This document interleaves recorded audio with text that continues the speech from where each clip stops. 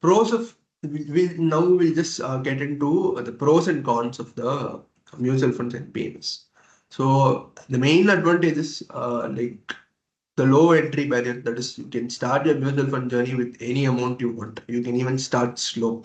So if you're just want to, if you're a new guy who don't have any investment experience, generally, like you're just trying to test the waters and you'd like to, start small, then mutual fund would be the perfect investment avenue for you. And also, like in mutual funds, like you can take exposure to different mutual funds. Let's say, like, in mutual fund, the main core idea of mutual fund itself is, like you have around 50 to 100 stocks inside that portfolio, and even if 2 3 stocks fail, balanced stocks will perform.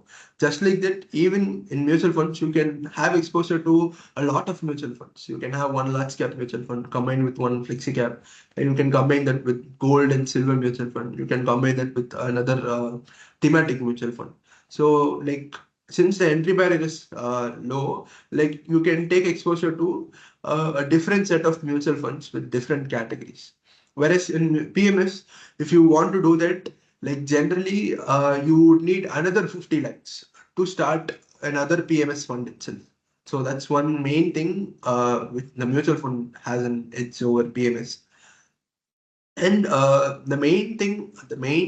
whenever whoever speaks about mutual funds and PMS, the main thing they speak is about tax and how mutual fund has the tax efficiency.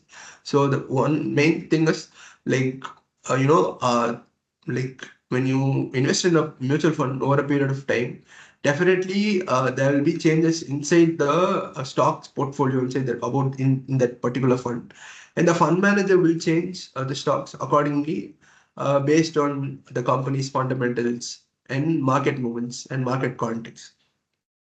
So, like generally, mutual funds, you're supposed to pay tax when you're just selling that fund, when you're going to exit. But inside the mutual fund, the fund manager will actually be buying stocks and selling stocks.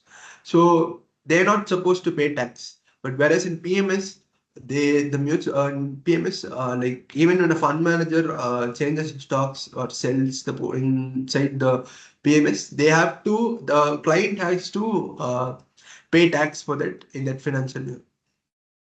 And it's like mutual fund, like you can redeem it whenever you want, and there's flexibility. Even in PMS, you can do that. But like since like 50 lakhs is a big amount, and also you need to make sure that like when you're going to withdraw some amount, you need to maintain that minimum balance of 50 lakhs so that you stay invested in that PMS fund. So, what are the disadvantages of mutual funds? So, there will be limited control over holdings. So, few days back, you would have seen, I mean, few months back, you would have seen that uh, like the AMFI and SEBI actually imposed stress tests, right, for small cap funds. Some funds had 50-day, 60 days. So, it means that like if you want to, in those funds, even if you book redemption today, it means that you will get the your money after 50 to 60 days, because like in some funds, they would have invested in liquid stocks, and they won't be able to like sell all the portfolio in one, all the stocks in one go. There won't be enough liquidity and to get the money back and to invest for all the investors.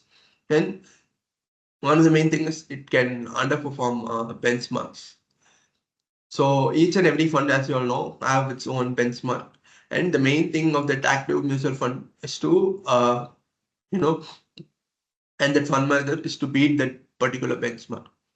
And as you all know, there are some front running chances since mutual funds and some major fund houses have a very high AUM. There's high chance that like there's front running might be possible, and it has happened